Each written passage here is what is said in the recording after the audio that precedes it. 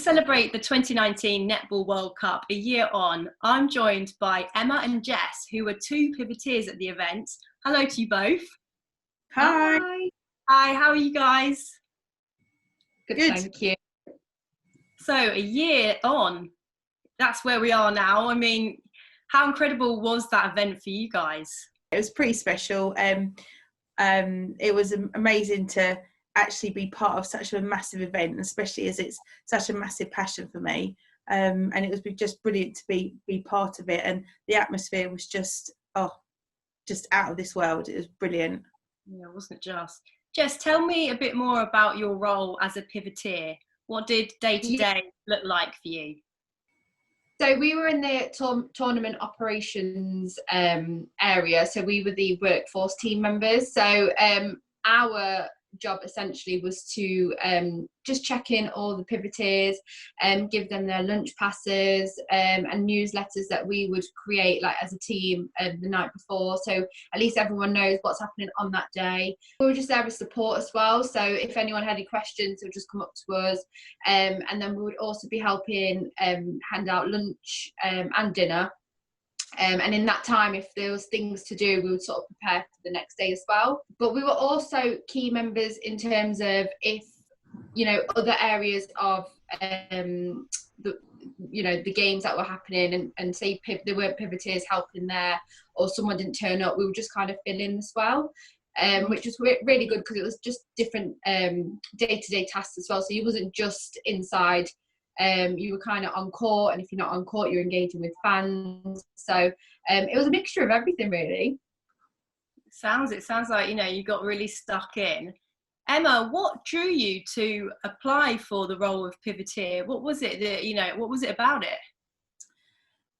Other than being my favourite pastime ever, and playing netball since primary school. It was just an opportunity. I was fortunate enough to help at the Olympics in 2012, and that was amazing. And when this came up, I just thought I just need to be part of this. The opportunity came up, I applied, and thankfully I was chosen. And I really do believe that the roles that we had were the best. As Jess said, we were able to just do a bit of everything. We were in the hub for everybody, and we were entertaining them. Sometimes we had games going on, and we just make everybody's day the best. Hopefully we were the first people and the last people they saw, so it was really important for us to make sure the atmosphere and everything was upbeat all the time, and that's just something that I just really enjoy doing. Oh, lovely. Well, you both, you've got such sunny personalities. I can see why. What was the best bit for you, Jess? So I think it was my second day in, and to be honest with you, it was my first time that I volunteered. So I didn't know what to expect. I didn't know what we were going to be doing. And although even in the job description it explains it, it's not the truth. You don't know what it's going to be until you actually experience it. Yeah. So first I was like, oh, it's just checking in pivoteers, and then next thing you know, I think it was like our managers, so Kate and Nicole, they'll be like, Jess, can you just help with this? And I was like, oh, okay. And it was the changing room coordinator, and I had 7 when I got out. I was like, I've just seen so and so. I just filled the baths for them. I've just given them the drinks. That was probably my favorite job, and that was on the second day. Wow, exactly. Start it off, how you mean to go on. Who were you starstruck by the most? Can you remember? I think me and Emma were starstruck by Maria Falau, because she is our all-time favourite. And we got a picture of her. Yeah.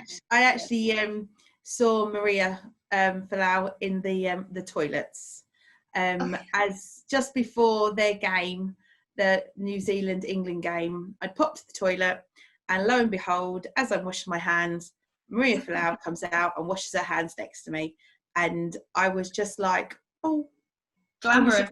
Love it. Running in headlights. And then as I left the toilet, the rest of the New Zealand team came in, and all I had to say to them was, there's no toilet roll in the first cubicle. And that is all I had. That is all I had. Key information though, you know. You know, give them information. That's all.